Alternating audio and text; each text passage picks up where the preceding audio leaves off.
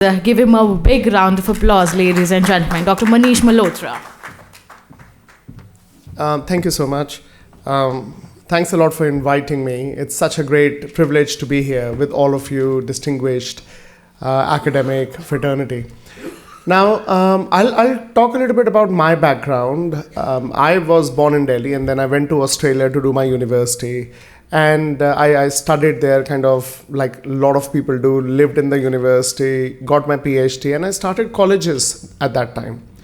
So that I was very young in my age, I started colleges, and apparently in 15 years, they became one of the largest university colleges in Australia.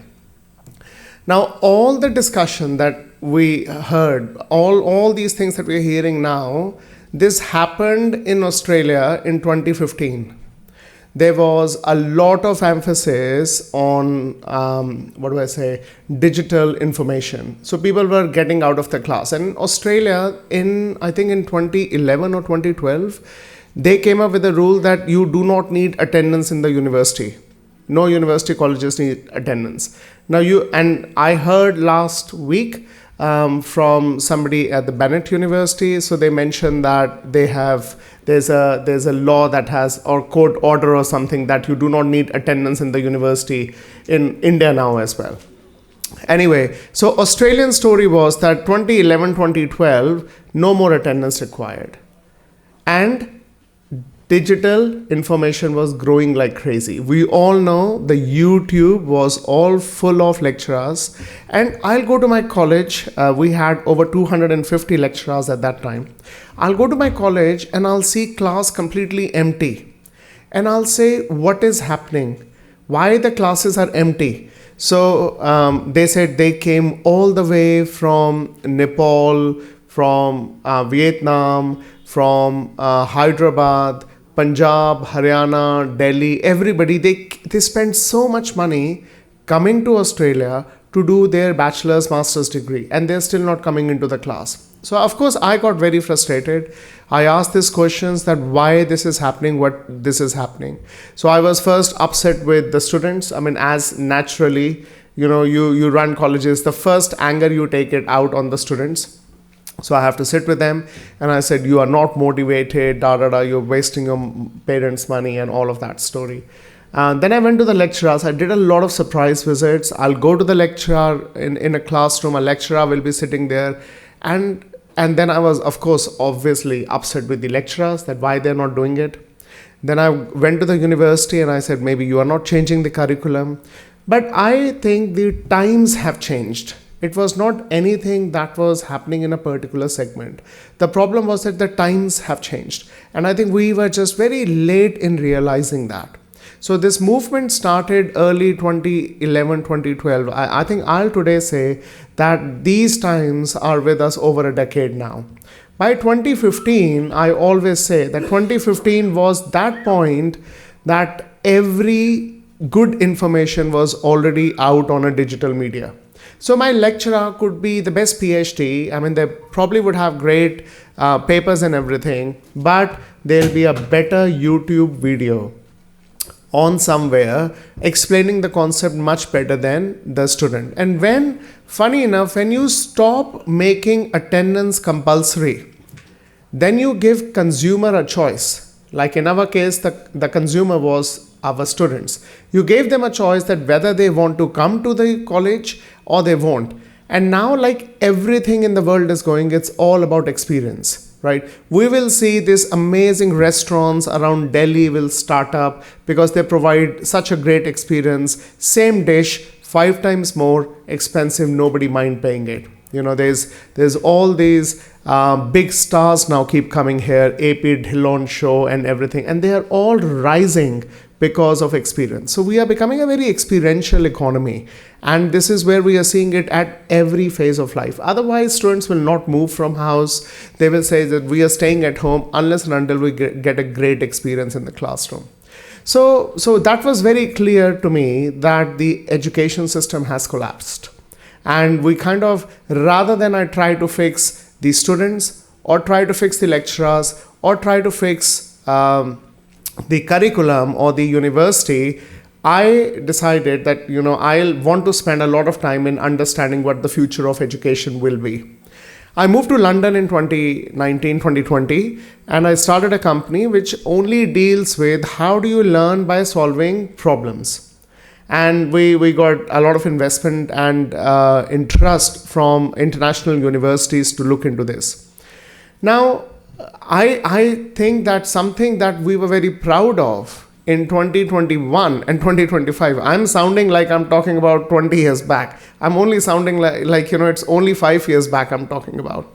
So in 2021, 2022, we created this whole how do you learn by solving problem? How do you build your curriculum around that? How do you assess a student technical competence? How do you understand a student work culture? How do you understand their persistence, their collaboration, their communication, all of that? How do you figure out all of that when they're solving an industry problem? And that probably is a better assessment to manage as opposed to the exams like it was mentioned before. So we never wanted to do that. So anyway, we started building into this, but 2021, 2022, which something we were very proud of, this strategy that we came up with, I have to say by 2024, that was obsolete as well.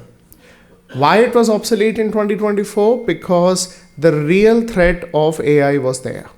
Now, we now say, okay, can you learn something, right, by solving something? Yeah, learn by doing, we all understand that. So can you solve something can you learn something by solving? That was correct. But now with AI, there's a third dimension to it. And the third dimension to it is can you defend your solution? Because the way AI is growing, everyone is solving something. But the problem is, have you really solved it? Have you used AI to collaborate, or it's your genuine work? Now, how do you find out someone is genuinely solving something or not? Because all learn by doing, all solving through a problem is now could be an absolutely fake. And I come from a computer science background. I finished my PhD in 2003 in Melbourne. When I was picking up a topic, I never picked AI as a topic. Because I remember back in year 2000 in Melbourne, when I was looking at it, there was a paper on semantics. And it was saying that you will need 52 pages just to explain a machine how to print. Like there are so many different languages and everything. And I thought AI will never be a reality. So I moved on and I did my PhD in distributed computing. But now you look into this, I think the systems are already there. All we need is a faster and smarter hardwares. Now, which is why the whole push is around the data centers. Organizations like NVIDIA is making all these big waves, and lots and lots will come. I mean, there's a rush of semiconductors, and this huge thing will happen. But what will we do if the hardware will come true? Which will come true, right? I mean, people have started talking about quantum. Not that it's coming very soon, but they have started already talking about where this will go.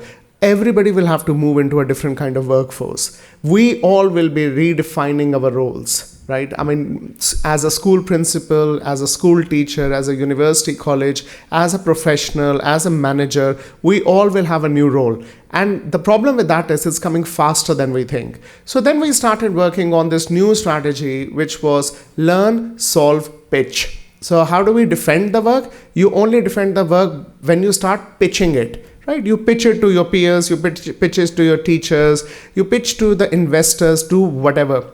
If you all recall, in school days, we used to have the vivas in physics and chemistry. That was we will be never worried about 70% exam, but that 30% viva, sitting in front of a chemistry teacher, give me shivers even till now. I have to go and explain her what I did and how I was defending my solution. Now, the defending the solution is a real thing now. So we started building everything on learn, solve, and pitch. So I started coming to India a lot last year. where we started looking into this new company that we are working through, Futred Innovation Studios, started looking into what are these areas that we need to rebuild it here. So we are doing a lot of work in capacity building right now with a lot of universities. A lot of our work has been in Karnataka right now, in Bangalore engineering colleges, and we are doing something in Madhya Pradesh. So by that, like the first thing we started doing was, if we want to change our curriculum into learn, solve, pitch, if we want our schools, our colleges to have a thought that students have to think like that, have to create the ideas, because anybody who has the idea will be the winner in the future, rather than the excessive knowledge, because knowledge will be in your fingertips. So what will you do in that? So we started doing it, but when I went to all these colleges, the first thing was that forget about students for now. Can you help capacity build at the top level? So we started working with the school, colleges, especially with the engineering colleges, their faculty, their senior leadership team, and all of that. So we did a lot of immersion programs. So all of our programs are internationally immersed programs, because I've spent most of my life in Australia and UK. So either those guys are coming or we are taking these people there, just to kind of give that practice as to where will we reach. Now, this conference was especially very, very fascinating for me, because when I was talking to Mr. Shiv here, we were talking about that the need of similar strategies now needs to be implemented in the school sector as well. Now, I know that there's a lot of CBSE papers coming out, and they've been talking about skills need to be done from this level to that level. There needs to be some hands-on skill, grade 8, grade 9, and all of that movement's happening. So which is phenomenally great for us. And like in UK, so we worked a lot in the UK school space. So UK school space, we had 3 levels of connection. So what a lot of UK schools are doing now, which will be great for us to see the appetite in the Indian market, and maybe along with ICOSA, it'd be great for us to conduct some research and get some international bodies involved here, just to see that where they're heading.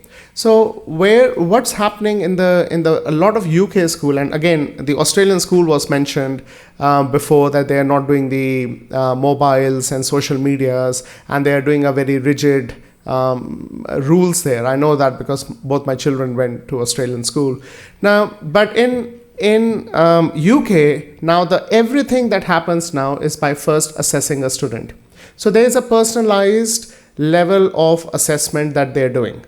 And in every case, there are a lot of organizations behind it. So when we did this in UK, we had TCS North America, who was behind us, and we did a not like a psychometrist test, like that's an old-fashioned test, but these are like the new model of understanding where the student's skill set is. And then based on that, because the technology is so advanced now, you provide them their own micro experiences. So we call it as a micro experiences, and they all are around the AI age, what kind of micro experience they want to build up into that. And then you connect them with the local coaches or international leaders, and then you help them to lead something. Now, one of the education system, like I went to school in India, and I know that that was ages back and everything has changed. But one of the things in school sector is that our ability for getting a chance to lead, giving a leadership opportunity to every student. Now we have the group heads and all of that, the school captains and rest, but it's still not built into our curriculum. So it's not built that they have to lead into something. They have to figure out a problem statement, and they have to deal towards that, because unfortunately we all are aligned with our regulatory rules so much that we do not even get time to get the students out and do other things. But hopefully with this new skills changes happening in the school space, with a lot of the government push, we hope that we'll see this, and this is why ICOSA is such an important initiative, and I congratulate the founders to do that, because if we can bring that message out and get the world best standards along with you to kind of help you, or you give the knowledge back to them. It'd be fantastic to see that we'll get best of both the worlds in both the sides. Thank you so much for hearing us. Thanks a lot.